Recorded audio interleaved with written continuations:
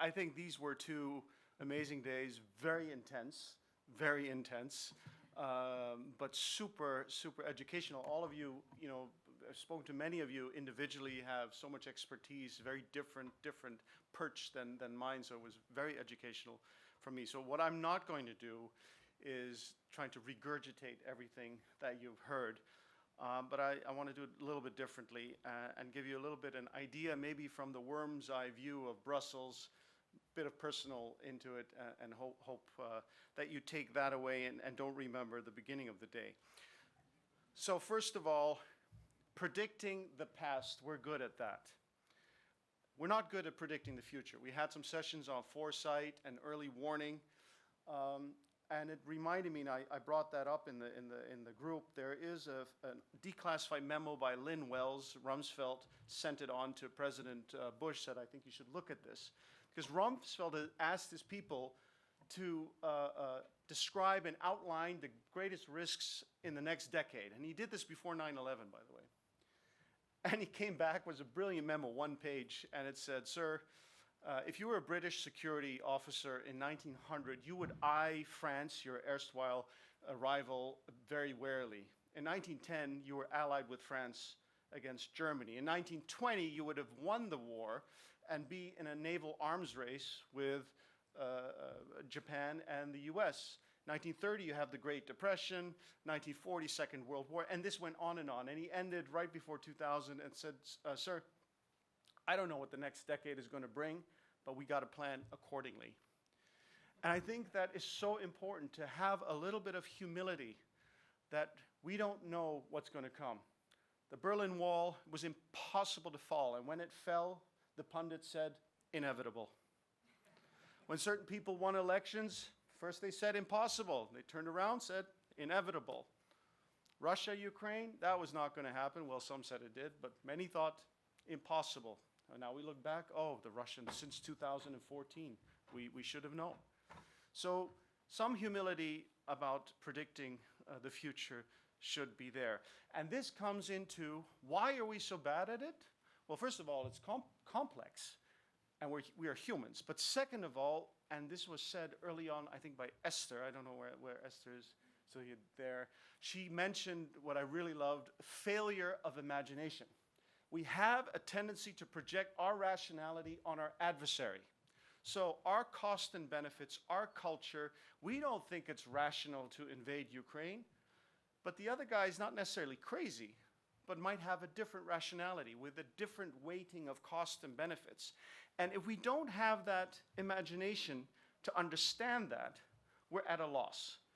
Cuban Missile Crisis, great case study. The first thing President Kennedy did was ask all the Russia experts in, except George Kennan, I still don't know why, all the experts to say, what is the other guy thinking? So this failure of imagination also goes for today. How can we have a failure of imagination of what humanity could face if we keep climate action, or if climate change is unredressed? Somehow we're shutting ourselves off because the problem is too big. I mean, not you and me, but in general, you can see that climate denial is decreasing, but despair is increasing. And despair is the worst enemy we have, because I think we can do this. Then disinformation, which of course is feeding into it and is undermining our democracy and science. This is a particular challenge because, as we were discussing before, the technology that we have is, of course, well, every day that's true. We're, the apex of our technological, what we can do. And at the same time, our enlightenment, our rationality is decreasing. So you have like atavistic, primal, conspiracy theory fed, moronic mysticism compared with technology, which I think is a perilous combination. And it's happening, and we have to, therefore, rekindle the idea that facts are stubborn things. And we have to insist that there are shared truths. We do not have to agree on all solutions, but we have to insist that science, while not absolute, is the best thing that we have to guide us. And then democracy will make the trade-offs. That's democracy's role. And I think I'd like to say that EU is guided by science and led by democracy, and I think we should cherish that. Climate change is real.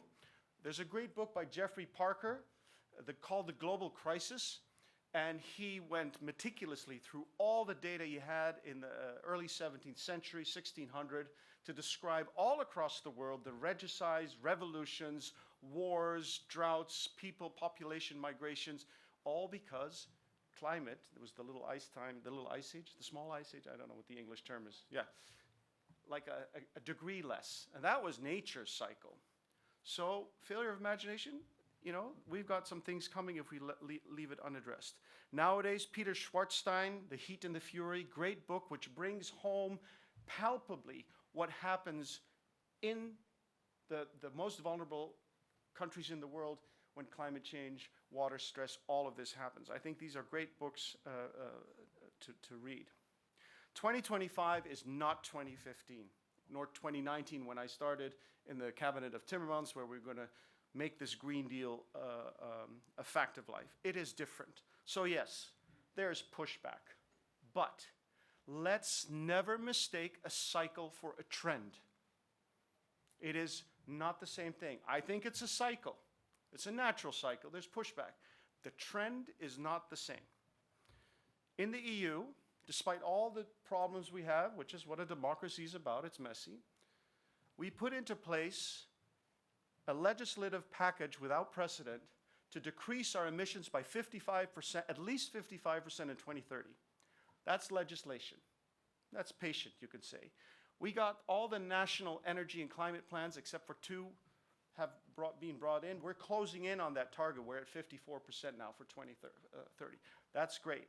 Yes, we're going to have a fierce debate on what our 2040 goal is, because we want to be climate neutral in 2050. And so there's a lot like, ooh, can we do it? What is the affordability? What are the costs of inaction? We're going to have that debate. But whatever the outcome is, and I welcome any scrutiny of what we do, I would also challenge anyone to have a better comprehensive program of making that transition, because the climate energy transition is irreversible. And why? And I like to say a little bit provocatively, not because we want to save the planet. The planet's been here for 4 billion years. We're like just a sliver of its history. If it gets rid of us, the planet will thrive for another 8 billion years until the sun runs out. But we do it for us and all those generations. And we do it for very particular things. We do it for jobs. Talk about a new economy. The world's going electric. It's not going backward. Cycle and a trend again. We do it for jobs and an inclusive circular economy. We do it for health. We're not talking about that enough. We just heard a little bit of that for soldiers. But our human health, what heat stress does in terms of deaths in Europe alone, which, you know, we're heating up twice the global average, in terms of zoonosis, because we're losing our natural environment, in terms of tropical disease that go upward. So health is a big thing. We have 400,000 people dying prematurely in Europe because of air pollution. That's low-hanging fruit. We can do something about it if we electrify. So jobs, health, and security. Yes, energy security, that's a geopolitical argument. But also security, as we discussed in the past few days, fights over arable land, critical raw materials, migration, mass displacement, war over water. We have two nuclear powers who are at the moment looking eye to eye whether the Indus Water Treaty will be fulfilled or not. That it could be a casus belli. Egypt and Ethiopia, the Grand Ethiopian Renaissance Dam just brought into motion. Fine now because we had disproportionately a lot of rain, but if we have less, the question becomes, are we going to give electricity to the Ethiopians or water to the Egyptians? These are dangerous things. So that security part is there too. Paris Agreement, some people say it's dead. We should stop again. Cycle and trend. No. In 2015, the world was hurtling towards a 4 degrees Celsius dystopian future. And we came together as a world, and it was messy. I've been in these COPs. They were terrible sometimes, very aggravating. But 10 years later, if you put everything together, if every country would commit to what they said they would do, we would be at 2.1 degrees. So that's not enough. It's too slow. It's still not good enough. But it shows that the world, even in difficult times, can turn the needle back. We work together, even with those who are not necessarily our allies. So Paris is working. Now, on the nexus and defense, we wrote a communication in 2023 where we tried to bring together the military side, which we suspected was often faster, together with the development side, the humanitarian side, climate and environment, to bring it in a more comprehensive fashion.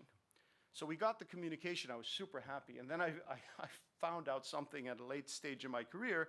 These things are not self-executing.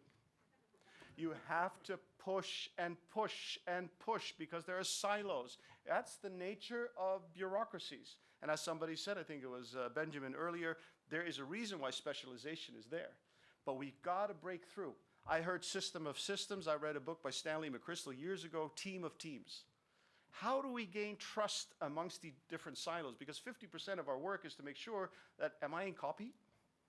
Did I get the right information? Are you our friend? Are you fighting for some office politics? So we got to break through that. Then on defense, very interesting. We're about to unleash billions and billions of dollars and euros and what have you to increase our defense deterrence. And I'm fully for that. But I think it's so important that if we also want to become competitive, that we're smart and we link these things up in terms of dual use, and we've spoken about it today. And that we forgo the temptation to spend money for electoral reasons on perhaps obsolete industries or old things because they're good for our constituency, because that's a wasted money. We can only spend it once. So that's a personal ploy. I really, really hope we could put it into stuff that is useful. For instance, there are some evidence points, and I'm sure you know better than I, but I thought they were still revealing. In 1945, a soldier needed 1 liter of gasoline for a day. In 2020, that was 20 liters. In Afghanistan, I think if they would have to, diesel or a liter diesel was what, $2 if you buy at the pump, but to bring it to the base or the forward operating base, it would be close to 20 euros or even more. Then you have the convoys with the mortality rates. So there's a reason to have efficient standalone grids with batteries that are resilient. That's clean tech, that's battery, that's energy efficiency for reasons why to fulfill, as I heard today very often, the core tasks of NATO, deterrence.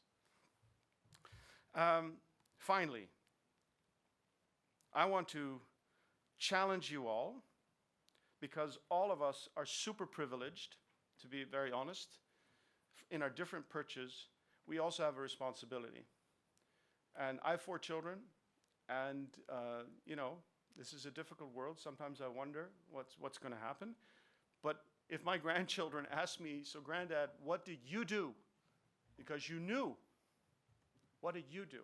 And I think we can all ask ourselves, what can we do? And no step is too small to inform our colleagues, to not be cowed by somebody who says you're an ideologue.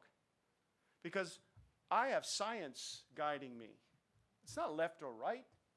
I have science. So who's the ideologue? One who follows the science and the evidence in the field, or the one that says, I'm not going to look at science, I'm going to have some kind of strange theory. So don't be cowed. Emphasize science. Talk with each other. Cooperate like we did here today. Don't ever give up. And if we do so, I'm sure that we can do this. Finally, Mathieu and Gaël, Jennifer, Pauline, and all the other young people with big smiles on their faces. I know how stressful it is to organize something, but to make something this impeccably smooth,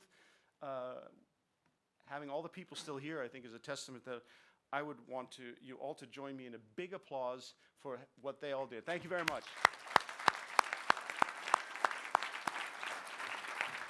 And thank you very much.